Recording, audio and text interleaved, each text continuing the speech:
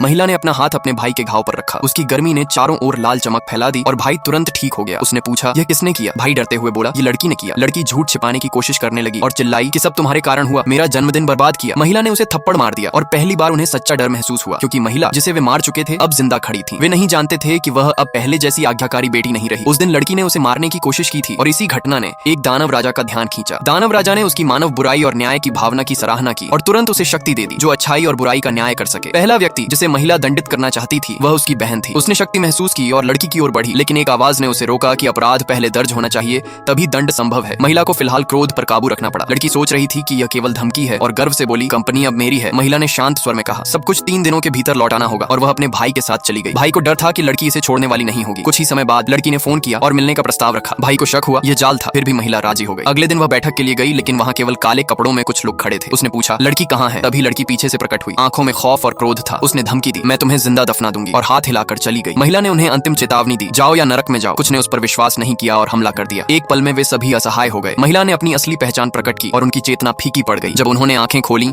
वे पहले ही नरक में फंसे थे। महिला न्यायाधीश के रूप में बदल गई और उनके अपराधों की सूची पढ़ने लगी। जैसे ही समाप्त किया एक विशाल काय प्रकट हुआ। कई लोग डर से कुत्तों के पिंजरे की ओर भागे, लेकिन महिला ने आदेश दिया, सत्य स्वीकार करो। विशाल काय की गर्जना ने सभी को झकझोर दिया और वे अंततः अपने अपराध स्वीकार करने को मजबूर हो गए। महिला ने न्यायाधीश की छुरी निकाली और जोरदार चीख के बाद सभी बेहोश हो गए। इसी बीच लड़की को चिंता हुई कि ठग अपना काम नाकाम करेंगे। जैसे ही कार से बाहर निकली उसने उनमें से एक को टकराते देखा। ठग घबरा गया, सिर पकड़कर भागा और बोला, मैं दोषी हूँ। उसके अधीनस्थ भी उसी तरह बेताब और डर के साथ भागने लगे। उस क्षण लड़की ने देखा महिला पूरी तरह सुरक्षित है।